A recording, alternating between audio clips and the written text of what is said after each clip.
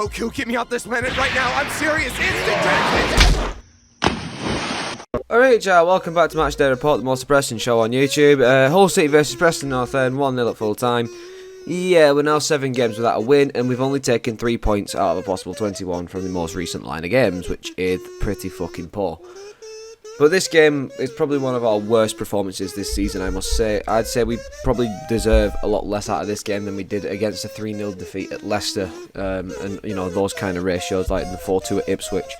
We deserve more out of those games, and we deserve a lot less out of this game, even though we can't get any worse.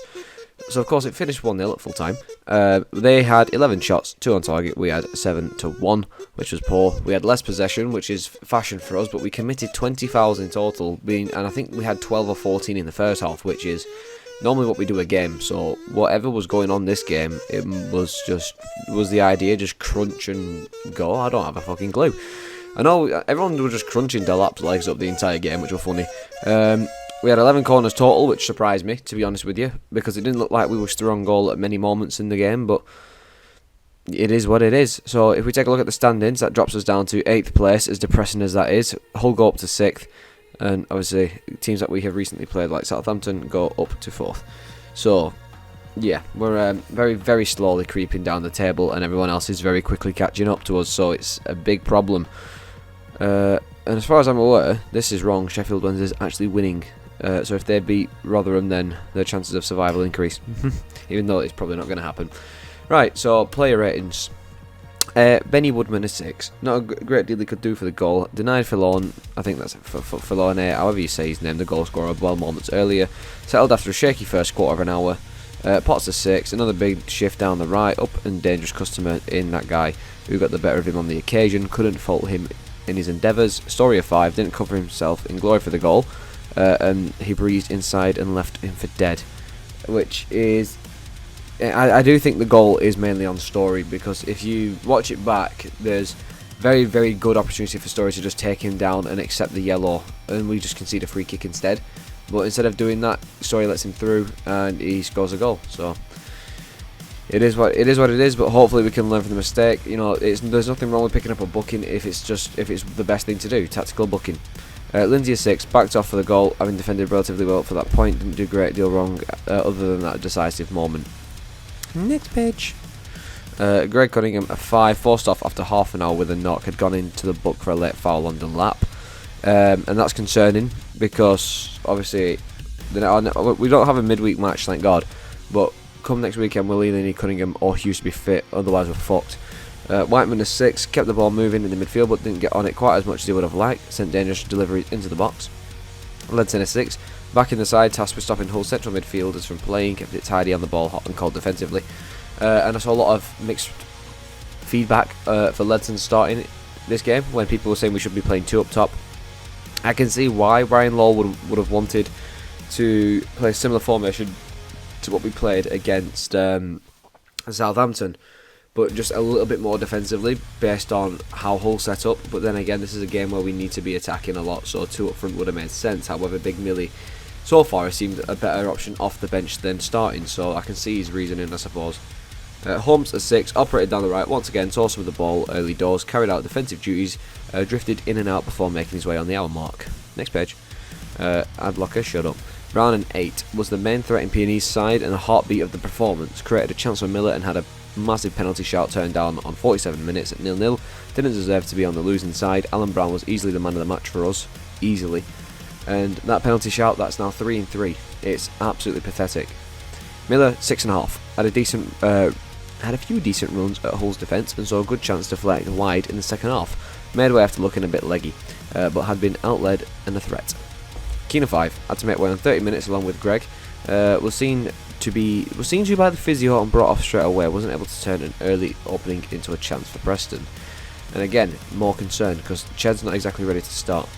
Keane Best is 6, handled the occasion well after being thrust onto the pitch in the first half. Sloppy moments but looked confident and got about the pitch well, and it's good to see him get some more game time. Only going to help his progression. Osmajic a 6.5. Smart work off the ball, making positive runs, looked strong, got into good areas, just didn't see that golden chance come his way. Guided a volley wide soon after coming on in the first half. And there was a ball we did play into the box that fell from Miller but if it would have just been played a wee bit more to the left and fell to Millie, could very well have squared the game up. So that's a big shame. Evans a 6.5. So a late low drive kept out by Alsop. Kept the ball alive in the final third, asked questions in the closing stages, but could not inspire a fight back. Woodburn a 6, brought on in the closing stages to press high, couldn't really get on the ball enough to impact proceedings. And Brady a 6, entered the fray at the same time as Woodburn, played higher up with Best on the pitch and sent pieces into the box. I thought it was a bit strange to play Brady and Best at the same time, but yeah, I didn't really think Brady had much of an impact in the game, to be fair. But it was better to see him play a more attacking based role than a defensive role, because he just can't defend to save his life. So suppose he comes out with a square performance for a change. Right, Ryan Law. I am sick of saying it. Ryan Law left livid. A decision in Preston North End's lost to Hull. Yeah, aren't we all? Okay, let's read what he said. We're let down again by a decision which has cost us. I'm sick of saying it, but it's frustrating. I've got to be careful what I say. The first one I haven't seen, but Brown is adamant he touched him. It's the second one because I could see but right behind it. The defender has let it bounce, tried to make amends for it and thought he was snookered. That is when he brought him down. The referee is in a good position to see it, and yeah, another moment that has cost us. This is hurting me more now because of the decision on Wednesday night and a decision again today. I did go into the referee before the game because the referee got changed last minute. I don't know if you knew that. The official who was officiating it was taken in, so I went to say, I know you weren't ready for this and haven't prepped for it. You have prepped to be fourth man, but I just want you to give us a genuine game. Oh dear. And not to make it about him, make it about the football teams. Martin Atkinson said to me he'll be fine, but I will leave that down to the other people to see whether he was fine. I'm not sitting here looking for any excuses. We could have done better on the goal. We know that. People say luck will come around and decisions will come for you. I'm not too sure they will. I'm not too sure they get it right, and I know it's hard in being a referee. I would never want to be a ref. I've ref kids football matches when my lad has played, and even that is tough, but the fact of the matter is key decisions in key areas, you have to make the right ones. On the result, Ryan Law added, we definitely deserve something. We cannot let the best player have that moment. We have to see it over the line before it gets to our penalty box, but we didn't deal with it as well as we should have done. Having dealt with him for large parts of the game, it's hard to get back in at that point because any championship team can see the game out, and that's exactly what Hull City did. We were well in large parts of the game, changed it around, got Evans on and looked more promising. I couldn't have asked for anything more really, but the goal is disappointing. I mean, you could have asked for us to score a goal and to use our chances a bit better, but oh well.